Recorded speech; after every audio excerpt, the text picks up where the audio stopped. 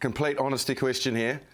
How much did you know about Wales before you signed to go to Wales? I knew where it was. Well, there you go. There's a start. I actually, I haven't admitted to this, but I remember going to Dad. I'm talking to a team called Llanelwg. He goes, Llanelwg. In Wales, it's a place out West Wales called Llanelwg because it's spelt kind of that way. And he goes, you mean Llanelwg? I went, no, it's Llanelwg. And he goes, no, it's Llanelwg. And it was kind of, the Welsh language is a little bit tougher there, and it's certainly a bit different. But look, no, to be honest, not a huge amount. It was just an opportunity that arose, and to work with Wayne Peeback again. And so then it was, we were excited. It was at about a stage where both my partner, now wife, and I wanted to go overseas. We were kind of jumping out a bit to do that kind of OE that a lot of New Zealanders and Australians do, and make the most of travelling around Europe. And so this was a chance to go and do that and to make the most of living over that side of the world. So you get on the big bird and off you both go, and you land at Heathrow and everything's very exciting. I don't know whether they had you on the train or they were generous enough to pick you up in a car, but you then obviously headed off down to the Hadleigh and into the Scarlets. What were your first impressions in arriving there? I remember driving along, so the agency picked us up and we're driving along. We're going past Port Talbot, and being a Kiwi person, I was always like, oh, it's always nice living next to the water here and everything, and being able to have a nice look out. But you're going along there and there's big steelworks and everything going on, and so it was like, oh, it's a bit of an interesting place. And then you come into Llanelwg and there's still the rugby post that they beat the All Blacks with as you're driving in, back in the early 70s, yes. 9-3 or something like that. So, and so then, but turned up and the management were there and the boys and great lads, as you would know from your time at the Ospreys. The Welsh lads are very similar to Kiwis, very welcoming, very good lads, quite brutal with their banter at times, but it was good. It's got in there quite early on, and I think it was nice to have Wayne as your coach, so you just had a bit of familiarity around him as well, so you had someone that you knew when you turned up. Moving over and wanting that OE, as you describe it, experiencing being away from New Zealand but being able to play rugby, we're all very grateful for that, what the game gives us.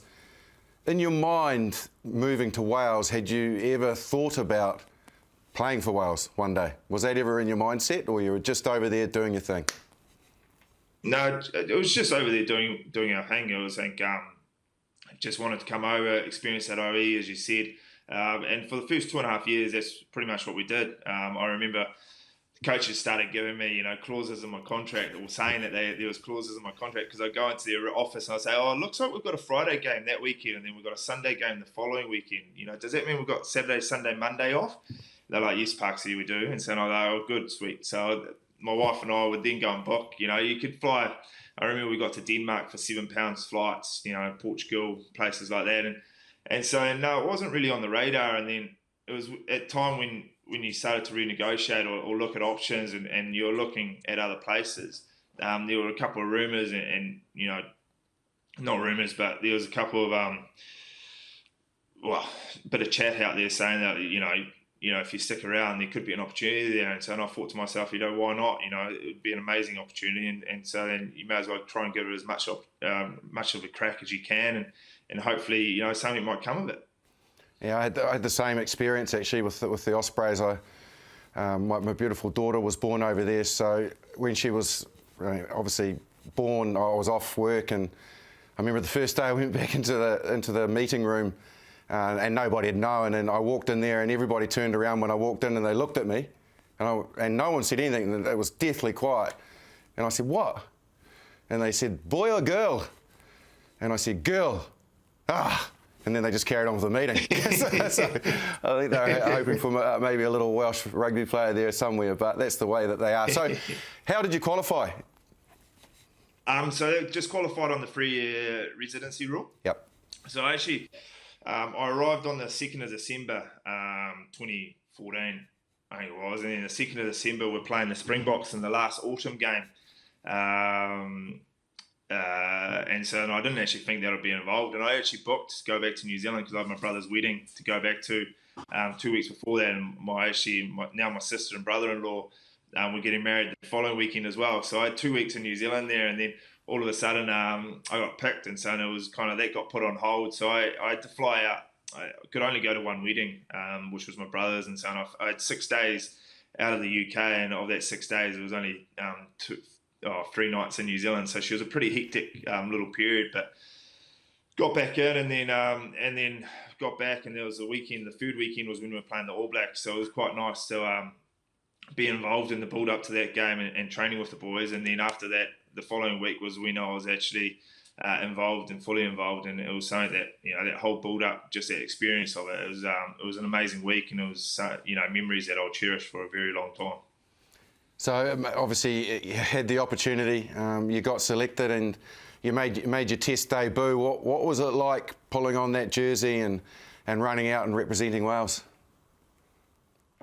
She was pretty nervous times. Obviously, there's a lot of people out there that have their opinions on the residency rule and the way that it goes, and there's been changes there. But just very excited. The whole week leading up to it, bit of media. There was then I had to learn the anthem. It was something that I really wanted to do, and it's, as I said before, it's not the easiest of languages to learn. So Reece Patchell and Ken Owens were very helpful there and teaching me the anthem. And so just going out onto that field, well, firstly driving in, as you would know, driving through Cardiff, you kind of come down onto to the main street, going down to the stadium, and there's 4 horses, 4 police men and women that are on horseback, and you go down, and both sides of the street are just lined with supporters, both home and away, and it's pretty cool going along, and everyone's cheering you. And I always tried to take my headphones off at this stage because it was quite a cool part of the trip in. And then you go into the stadium, and there's always a choir as you're walking into your changing room. They were singing, and then going out doing the anthem, getting the W, which was nice. Got a couple of meat pies, which made it pretty special. And it was to get the win against South Africa, which is a team that it's been one of the top teams in the world for a very long time. Current world champions, and so it was just a special occasion, one that I was very grateful to be given that privilege to be able to do. There's nothing like going to a Rugby World Cup, and you got that opportunity to go with Wales to Japan, and you must have been pretty proud to get selected in that squad and then go over and represent and be at a World Cup and be amongst the greatest players and the greatest teams in the game. Yeah, very much. You knocked it, really put the nail on the head there. It was, a dream come true. And to a country that probably traditionally hasn't really would have been a different World Cup to an English-speaking country. Sorry, and so then the way we got looked after, the hospitality, the way the Japanese people really,